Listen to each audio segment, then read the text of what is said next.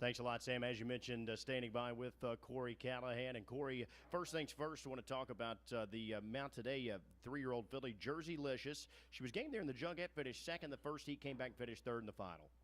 Yeah, she was really good in the first heat. The second heat, we were a little disappointed with her effort. She didn't really get home that well, and apparently teacher told me that she was flipping her pallet in there behind him in both divisions, and still went a good mile. So I'm sure Wayne has made the changes, and I expect her to go a really good trip here today.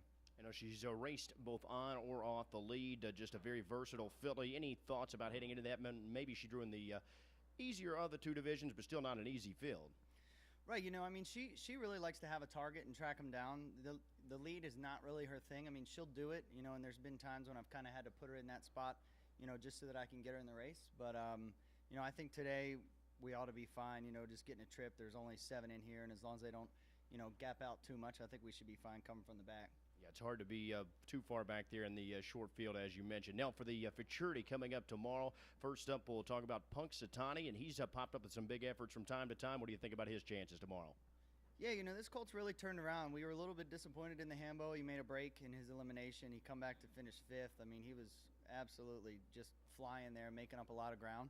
And then he's had a good run since then. It was a little, again, disappointing in the Canadian Trotting Classic final. I ended up in a bad spot. I was first up into a slow half, and it just kind of took its toll. But he's been racing very well here lately, and I think he's got just as good a shot as any of them there today or tomorrow. Excuse me. And what about the other division there? Picked up All Laid Out, a horse who is really rounded into form. What do we know about him coming in?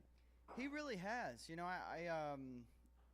I was really impressed with him. In his Canadian Trotting Classic elimination and the final. I mean, he raced very well. I got very lucky to pick him up, for tomorrow. So, we're going to race him the same way, just try to, get away close and race him from there. I think he's got a big shot in there, so we look forward to that. Best of luck with those futurity heats. Now, finally, we are nearing in on post time, but I understand, obviously, you're a former Kentucky Cool Cat here, the club hockey team at the University of Kentucky. They dropped the puck at midnight.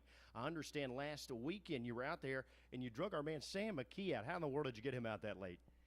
Yeah, he got a hall pass from his wife, and we went out there. And, we had a great time. Henrique Lundell went with us as well, and they were really surprised. When we pulled up there, the line was about a 100-yard line trying to get in there, and it was a great game. It was packed. A few of the guys from the basketball team were there, so it was really electric, and I think they really had a good time. And Sam was wearing a bright red mile shirt. We were playing our biggest rival, Louisville, who, of course, wears red. How did that work out for him? Yeah, I couldn't believe that. I told him, I said, really, you're going to wear red to the UK-Louisville game?